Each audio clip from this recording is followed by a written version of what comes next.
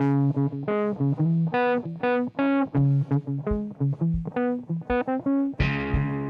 and welcome to the Wildcard Show. My name is Kyle Massa. I am your host, and today on the show, I'm very excited because we are talking about bannings, unbannings, new game changers, otters, titans, angels, all kinds of stuff. So without further ado, let's get into it. Okay, we begin with our lovely slide transition. There it is. Okay. So if you're watching along on YouTube, you can see some of the cards that we're going to be talking about today. If not, no worries. And if you're a little confused about what's going on, here's the basic gist. So Monday, we got a whole big new announcement from the Commander format panel. We got one from Gavin Verhey, whose title I have somewhere around here, which I'll refer back to. But basically, he's kind of in charge of Commander at this point. So Gavin and the panel got together and they made some big announcements on Monday about the format moving forward. And there was a lot of speculation surrounding what might happen leading up to the initial announcement. And we finally have it. I will say it's not quite as momentous as I was hoping for. It actually kind of reminded me of like recent Marvel movies where there's so much hype and speculation surrounding it, and then you go see the movie and it's not really as good as you were led to believe. But it's still pretty cool. We still got some cool stuff. So that's what we're going to be talking about today. Okay, so let's take a look at some of the changes that are coming to the Commander format right now. All right, we'll do this on the fly. Okay, so the first big change is an unbanning. Okay, so this is Biorhythm. So Biorhythm is a 6 green sorcery. It's first from Onslaught. And it says each player's life total becomes the number of creatures he or she controls. So this is a pretty interesting card, and it's Onslaught came out in like 2003. So at this point, this card's been banned for more than 20 years. I don't know if it was ever legal in Commander, but be that as it may. Essentially what it means is if a player has 0 creatures, they just die on the spot, which is kind of the main use case for this. I think that it was initially conceived, obviously before Commander came out, but I imagine that this was supposed to be a fun, splashy effect for like a token deck to, give you some huge boost of life. I kind of doubt that it was ever intended to just, eliminate players on the spot. But whether or not it was, who knows? It's here and it's finally unbanned. So I've pulled some quotes from the article that Gavin wrote and published on Monday, and I'm going to read them to you now just so you can get a sense of, kind of the reasoning behind some of these changes. So Gavin wrote, while we respect those concerns about ending the game and sitting to the Biorhythm player's right as a big disadvantage, we have now successfully unbanned several expensive spells that radically warp or end the game. Worldfire in the days before the Commander panel, Sway of the Stars, and Coalition Victory. Hold on, there's more. All of those have ultimately turned out just fine. So the we that Gavin's referring to is the Commander format panel, which I mentioned before. So they're essentially a collection of, Magic personalities, Magic players who have a big investment in the Commander format and have been playing a long time and have, significant voices in the community. So they kind of get together. I think there's about 10 of them, and they discuss things like this about cards that should be legal, cards that should not be legal, maybe different rules, tinkering, things like that. So I believe that ultimately, and I don't know that they're super specific about how everything works, but I believe that ultimately the decision is up to Wizards, and Gavin Verhey is, of course, an employee at Wizards.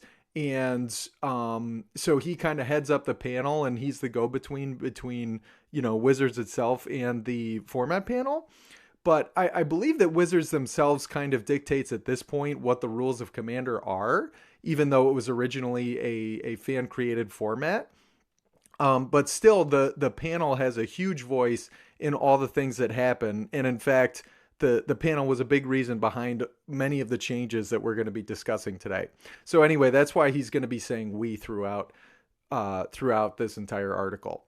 So anyway, getting back to Biorhythm.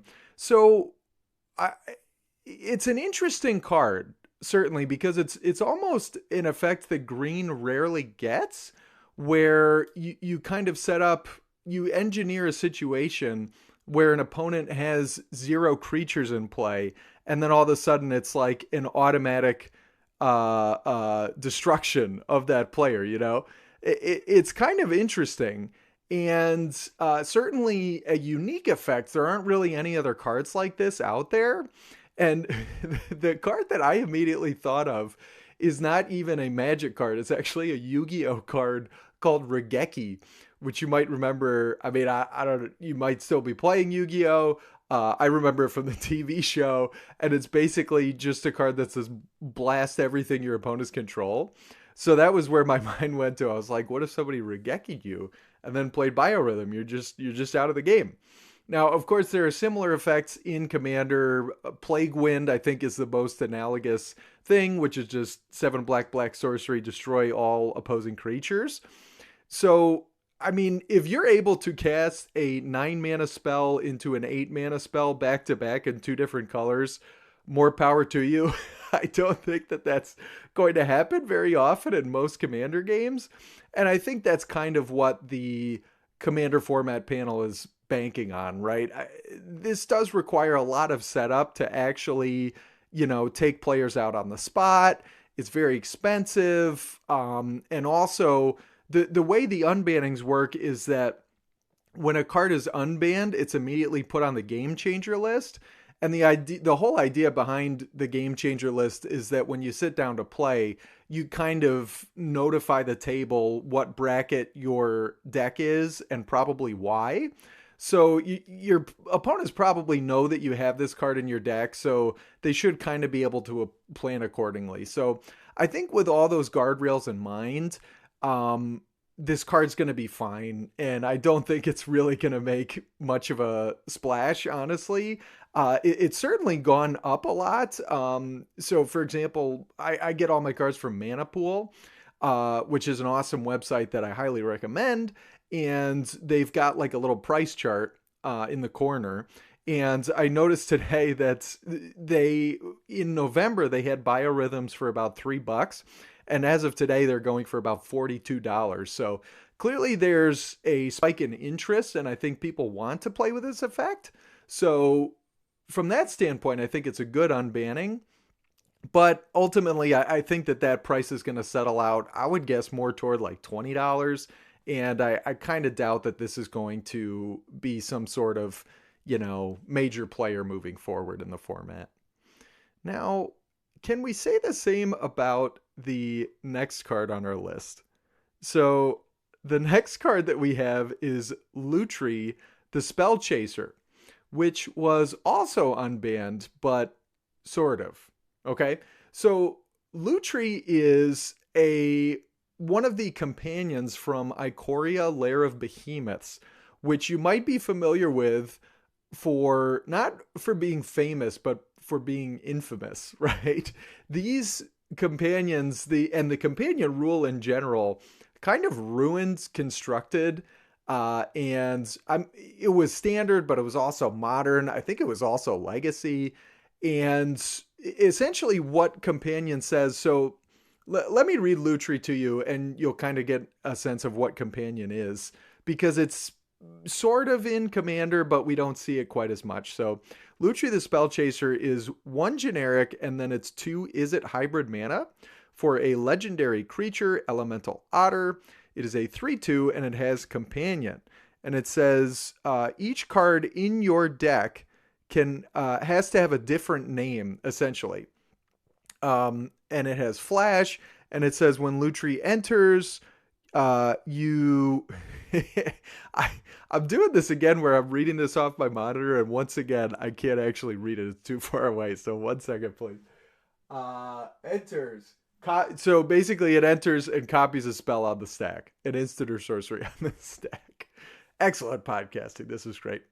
So your first question might be, why is this card banned? Okay, because this is little different than a dual caster mage, right? It's essentially the same card. 3 mana, Flash, enters, copies an instant or sorcery. So why is Lutri banned? Especially in a format as powerful as Commander. Well, the reason is that companion text. And Gavin acknowledges that in the article. He wrote, Lutri itself is far from too strong of a card in a game of Commander. However, the problem is that if Lutri is legal as a companion, every deck for the rest of time that has a blue-red color identity should have Lutri as a companion. And this is very true. And if you've played the Arena Powered Cube or the Vintage Cube on Magic Online, you've kind of experienced this firsthand where Lutri is in that cube. The cube, like Commander, is a singleton format, meaning there's only one copy of each card allowed in a deck. It's a little different in the cube, but basically there's only one copy of each card in the cube floating around during the draft. And with Lutri in the cube, it's in there even though if it didn't have the companion text, it wouldn't be nearly powerful enough to play. But you put it in your deck just because it's almost like a freebie. It's like, there's... the way Companion was conceived was you make some sort of concession in deck building, and in return you get this bonus card, almost like an 8th card in your starting hand in every game, which is very powerful. But the way that Cube and Commander are set up is that there essentially is no downside because you're playing by those rules anyway, just as a barrier to entry to playing the format itself. It's, it's a singleton format. So that's why it's been banned. And I believe it was banned from day one of Ikoria, which makes sense. So why the unban? Well, it's technically partial, right? So now Lutri can be your commander, and it can be in the 99, but it cannot be a companion. It is banned as a companion. And in fact, it's the only creature in the game that has that designation. Okay, so there were 10 companions, one for each color pair in Ikoria. And Lutri is the only one that has this designation of banned as a companion, which is kind of interesting and also a little bit, potentially confusing, right? To have that one-off exception. So Gavin did acknowledge that, and he wrote, unlike Legends writ large, we aren't really planning to tap into the companion mechanic much more, and all the other ones we currently have are fine. So honestly, I don't really love the idea of a one card ban list. Yeah, we're coming back to me in the main camera here. I don't love the idea of a one card ban list in Commander. Now, it would be one thing if this was an iconic creature, a super powerful creature, maybe something that has some sort of history with many players and that players have been clamoring for a long time. Lutri has a little bit of that, but Ikoria didn't come out all that long ago. I think it was only 6 years ago at this point. And personally, I haven't really heard much interest in Lutri being unbanned until Bloomburrow, which was only 2 years ago, and that had the red blue otters, and I think that's where the interest kind of started. because honestly, Lutri's like not that powerful, and you know, I might even go as far as to say not that interesting. So, and it's funny too because I was looking on EDH Rec this morning, and there are still only as of this morning there are still only 195 Lutri decks on the website. And granted, I'm recording this video on Thursday. The announcement was made on Monday, but I think that that's kind of telling because the initial reception seemed very positive, and yet there really aren't that many Lutri decks, even, 3, 4 days later. Now, of course, that's not a whole lot of time to give, and there certainly might be many more, but 195 decks is really not a lot, even if you're starting from zero. So I'm a little skeptical of this one, and I'm a little dubious that players are really as interested as they said they were.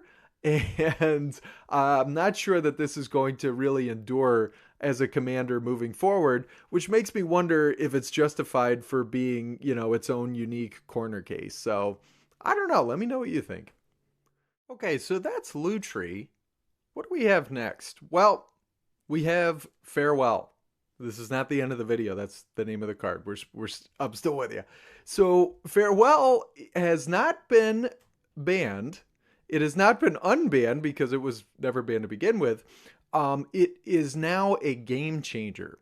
Okay, so and of course I didn't write the reasoning behind what Gavin said. I don't have it in my notes here, but basically from memory, essentially the decision was made because it's sort of a hard reset, and it's the type of card that kind of slows games down, and once you play it, it sort of invalidates everything that came before, and based on player feedback, that's kind of an undesirable scenario to have in a lot of games, so that's why they've moved it to the game changer list.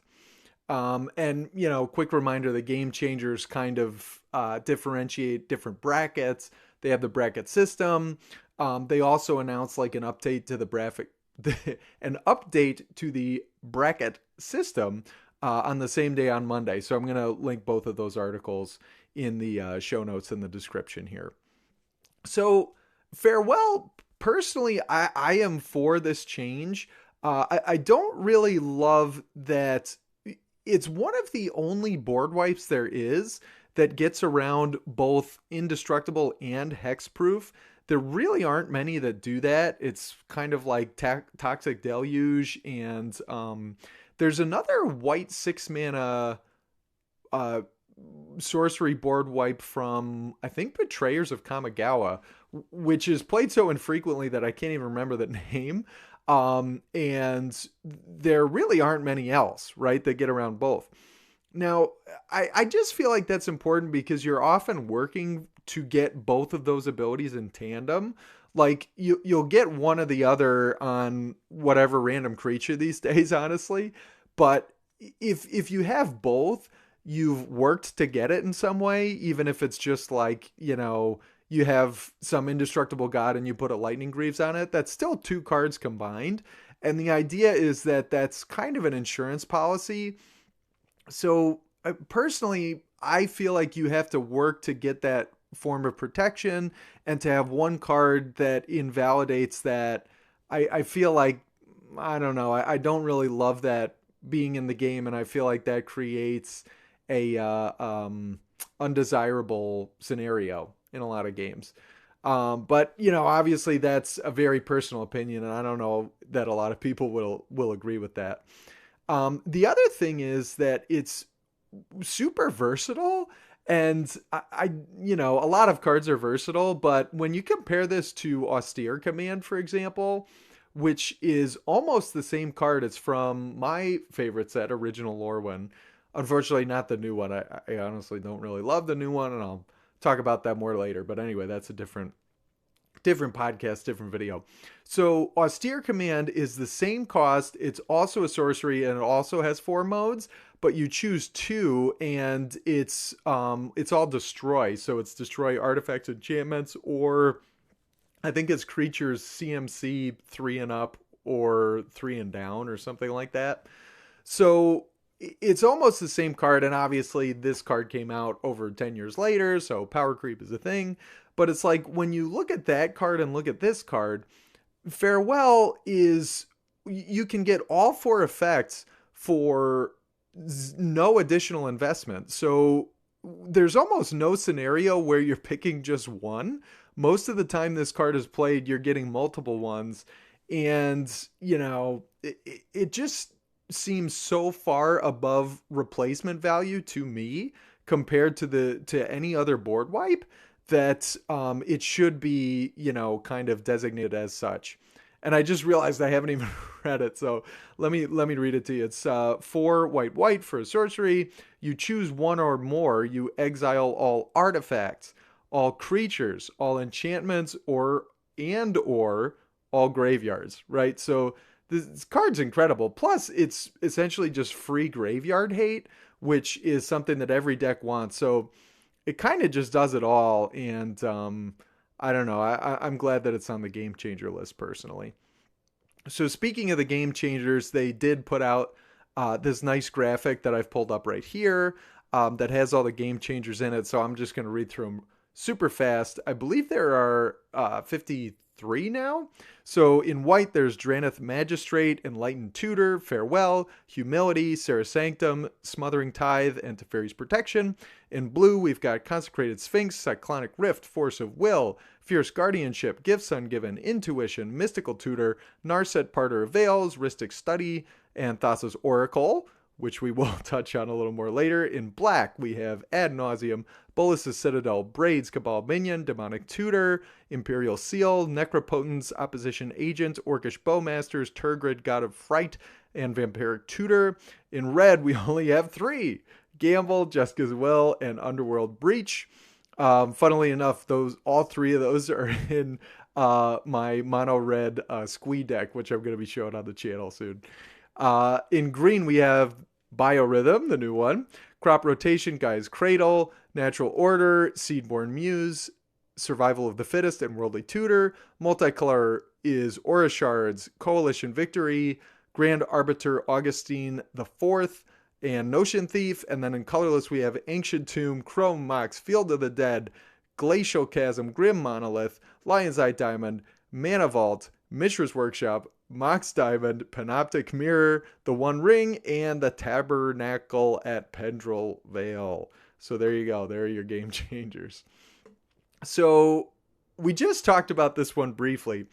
There were some cards that there was a lot of speculation about when the announcement was first made. They announced like Wednesday or Thursday of last week that they were going to be making an announcement on Monday. So in that time, Reddit was just, swirling with the usual conspiracy theories, right? And a few cards that came up were the ones that we have on screen. So I'm going to read them off to you. So first, there was Thassa's Oracle, which you'll remember from our Game Changers list. So it's blue for a Merfolk Wizard 1/3. When Thassa's Oracle enters the battlefield, look at the top X cards of your library, where X is your devotion to blue. Put one of them on top of your library and the rest on the bottom of your library in a random order. If X is greater than or equal to the number of cards in your library, you win the game. Then there's Rhystic Study, which is 2 and a blue for an enchantment. Whenever an opponent plays a spell, you may draw a card unless that player pays 1. And finally, Jeweled Lotus, which is 0 for an artifact. Tap, sacrifice Jeweled Lotus, add 3 mana of any one color, spend that mana only to cast your commander. So you can see why these cards were in consideration for this announcement. So they called it a banned and restricted announcement. And, that means that we might be banning some cards, we might be unbanning other cards. So Oracle and Study were on the list of cards that people thought might be banned. And Lotus is banned currently, but was on the list of cards that people thought might get unbanned. So, and of course, there were no changes with these cards. So why is that? First, coffee. Okay.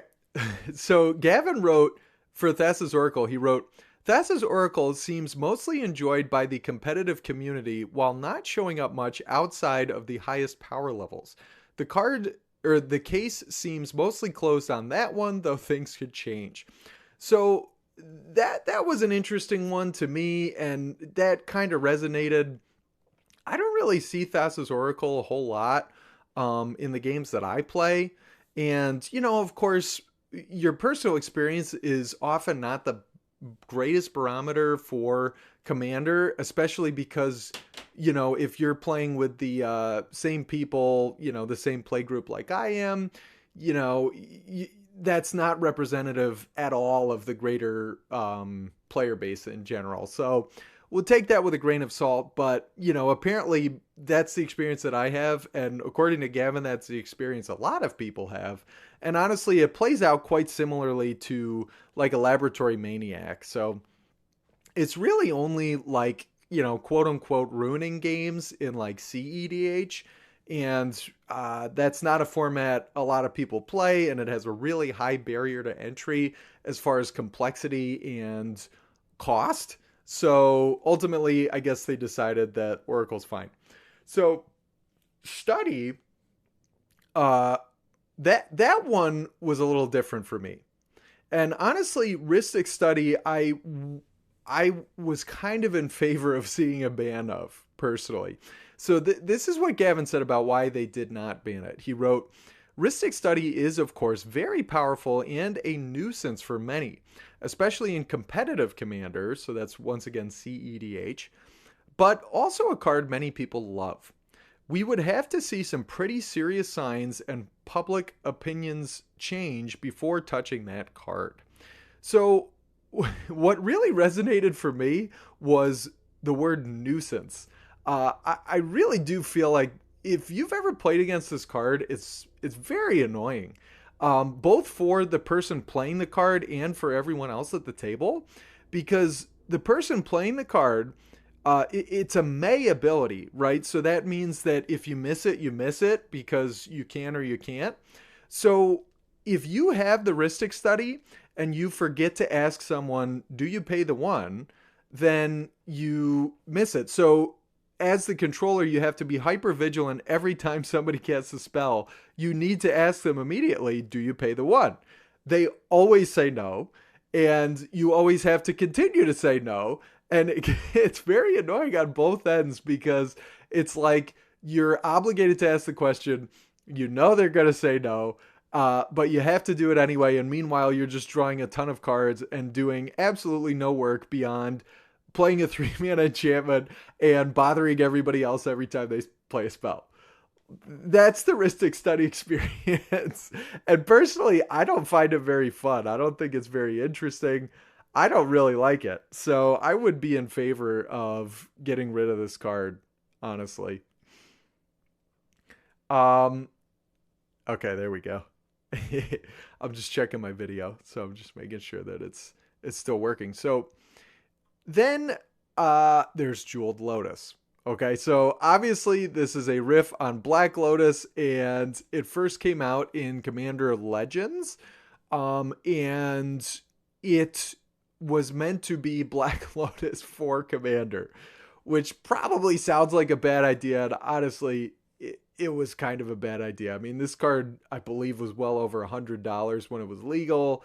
It pretty swiftly got banned, and you can kind of see why. It's a functional reprint in some ways. Maybe not. Maybe functional reprint is not a fair way to put it, but it's almost the same card as the most iconic card in the game of Magic and one of the most powerful cards of all time.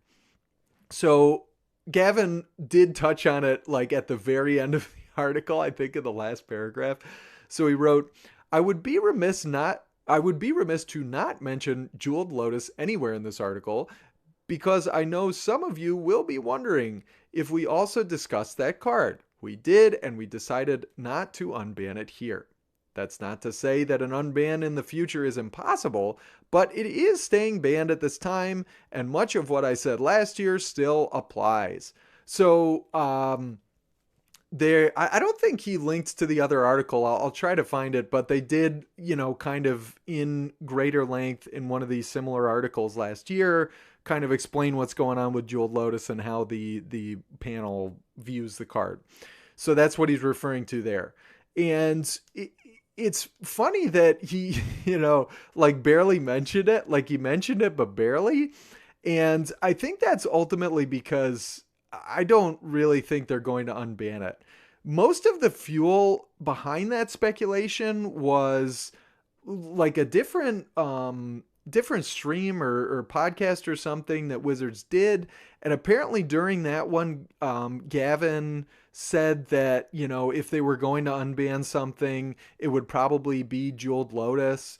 He said something like that, but then, when you read this quote, it makes it sound like it's probably not happening. So, and I haven't seen that. I just read that on Reddit. So I don't know if that actually happened or, if it was taken out of context or what, but it seems like those two ideas are a little bit contradictory personally. And the other reason that I can't see it is that I feel like players complain a lot about Sol Ring, and the main complaint is that they feel obligated to put it in every deck, right? And they feel like Commander is this fun format that's supposed to be about personal expression. So when you have a card like Sol Ring, which is so clearly better than any other card that you could put in that slot, you feel obligated to play it in every deck. You have to have an incredible reason to not play it, and even if you do, you should probably still be playing it anyway. Jeweled Lotus is the same thing, but multiplied by 10, right? I cannot conceive of a Commander deck that would not want Jeweled Lotus. I guess the only ones I can think of are like Commander decks with 1 mana commanders that just don't need the ramp at all. But there are so few of those to begin with, and so many more that, would absolutely want to have their commander out, as soon as 3-4 turns earlier, that, it's just the sort of card that would be like Sol Ring, where there's no reason to not put it in your deck. And the difference is that Sol Ring, they print in every single Commander product every year. If you want Sol Ring, you can get Sol Ring. And in fact, you probably have way too many than you know what to do with as it is. Jeweled Lotus is not like that, right? Jeweled Lotus, I believe, was at least $100 when it was legal and would probably be even more now. So, and like imagine that they unbanned it and everybody all of a sudden needs a Jeweled Lotus for every commander deck they have. It's going to create this, really poor sense among the commander player base of haves and have-nots, and I don't think that would be good for the format, and honestly I hope that they don't do that. So that's Jeweled Lotus. Okay, so then we've got a few other, kind of non-decisions that the format panel came up with. So let's look at those now. Okay, here we are. Just spilled some coffee on my white keyboard, so that is wonderful. All right, so we've got a few other non-decisions that were touched on in the article, but ultimately are not moving from where they are now. So the first one is Sundering Titan. So this is 8 generic mana for an artifact creature golem. It is a 7/10. When Sundering Titan enters the battlefield or leaves the battlefield, choose a land of each basic land type, then destroy those lands. So Gavin wrote for this one, Sundering Titan is kind of a funny spot. Sundering Titan is in kind of a funny spot because the bracket system sets up some nice guidelines against land denial. It would be a game changer, limiting it from appearing in bracket 2 and below, and if you're planning to repeatedly loop or blink Sundering Titan regularly, that kind of land denial strategy is not something welcome in bracket 3. So But then ultimately he went on to say that like we're still not unbanning it. And yeah, I mean, this is one I'm for. I've honestly never really heard of anybody being like, oh, I've got Sundering Titan and I wish I could play it in Commander. This is another card, like Lutri, that I'd say most players' experience of it is playing it in Cube. And Cube is a format that's way more welcome to and, even encouraging of land destruction. Like there's a whole archetype in Cube that you can draft where the entire point of it is destruction of lands, so it's like fast bond plus Crucible of Worlds plus strip mine, right? Like that's the 3-card combo that just destroys all your opponent's lands, and Sundering Titan is the same sort of thing. So, but again, that's something that's actively encouraged in Cube and is really not in Commander. So I don't want to see it, and I kind of doubt other players do as well.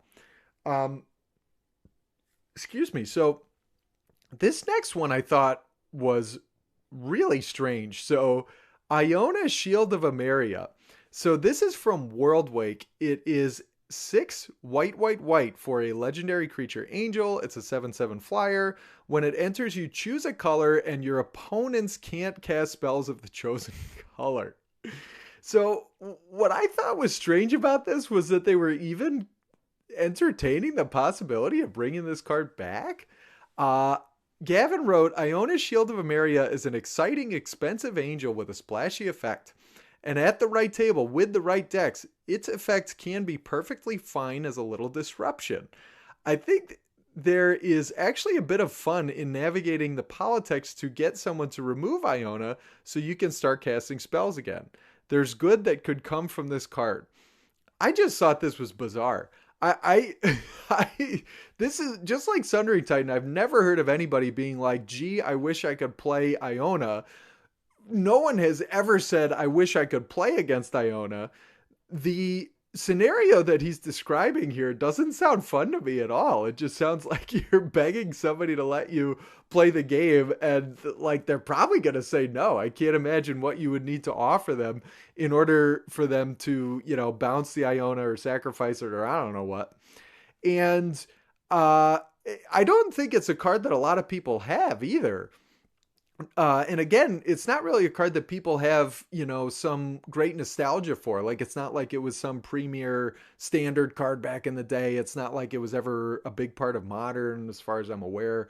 So that one was very strange to me, especially because he went on to write, this was very close to being unbanned and was right on the cusp.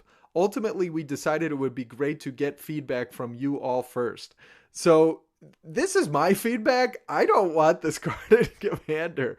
I think it seems really annoying. You never run it as a commander. A 9-mana mono white commander is not going to happen. So you're only running this in, some sort of deck that's going to cheat it out in some way. And then you're just going to lock, at least you're going to lock somebody out if they're playing monocolor. You're going to lock out half their deck if they're playing 2, probably multiple players if you choose like green, for instance. And then, of course, the classic combo is with Painter's Servant, which is an artifact creature that basically turns I think it's all your opponent's stuff, even in their decks, into whatever color you want. So at that point, they just can't cast spells. So I don't know. I don't see it. I don't think this card's fun. I don't think this card's interesting.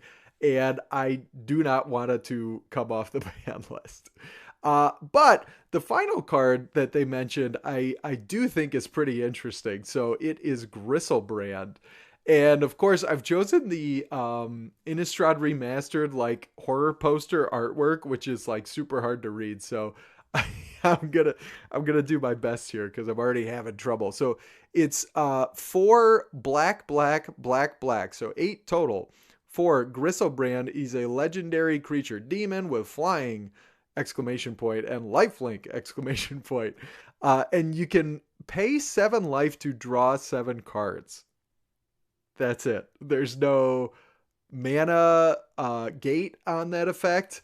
There's no once per turn on that effect. It's just pay 7 life, draw 7 cards, do it as much as you want. So there's an obvious problem with this card in a format where you begin the game with 40 life. That's why it's banned. That's why it's always been banned. And, he acknowledges that in the article.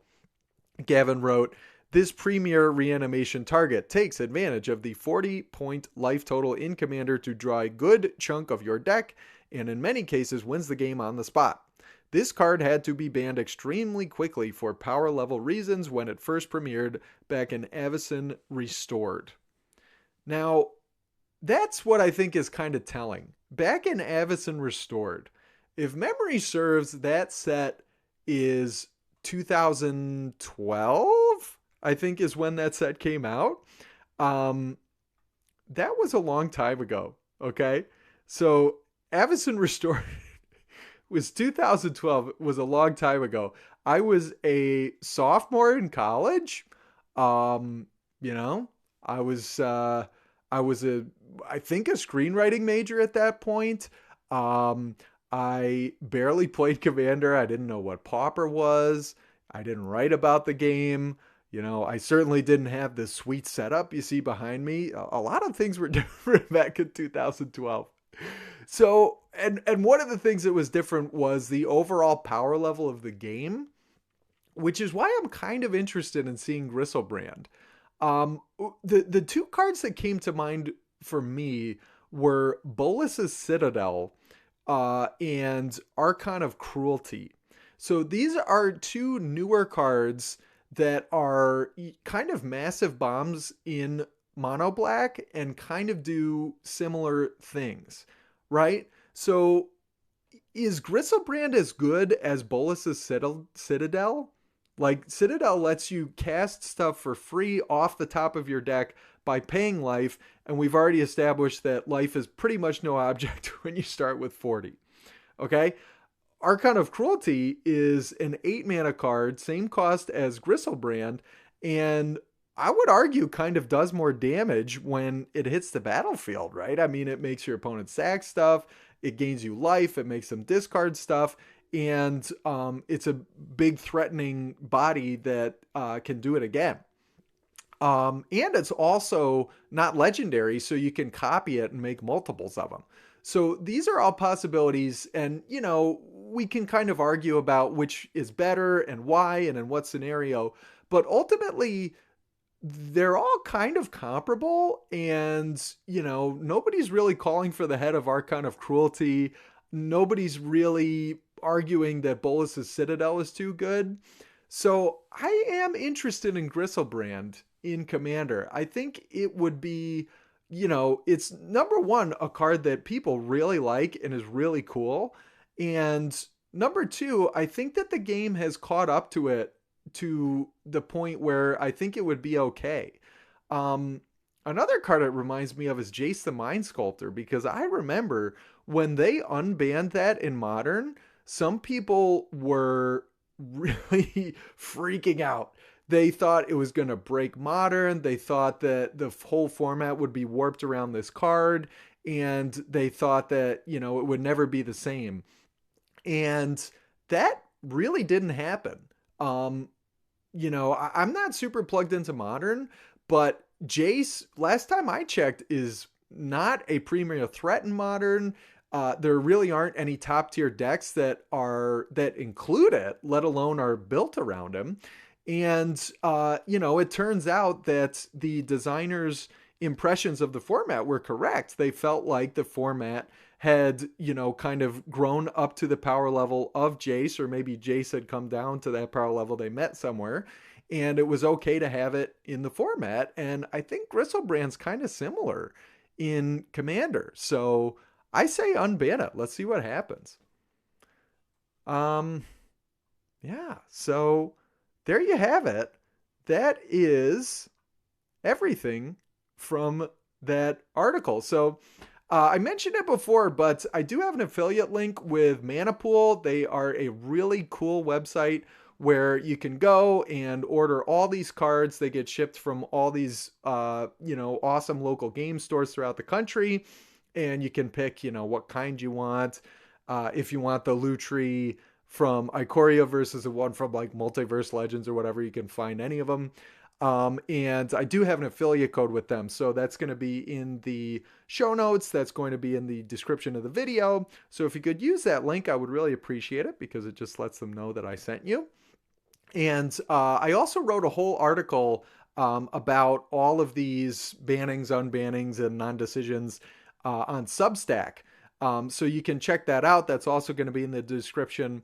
And while you're there, you'll have the option to get some bonus content if you'd like. You get that for supporting me. You can start at like $5 a month and go up from there. And I would really appreciate it. You know, if you liked this video, if you like what you read there, it really helps me out quite a bit.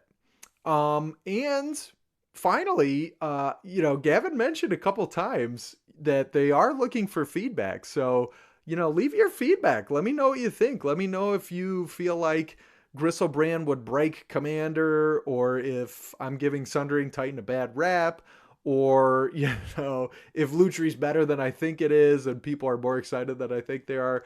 Whatever you think, drop it in the comments, because they really are interested in collecting feedback here, and they really are going to pay attention to what we're saying for this announcement and any further ones. So anyway, that's the end of the video. Thank you so much for tuning in. I really appreciate it. I really appreciate it, and I will catch you next time. All right, signing off. Thank you. Bye-bye.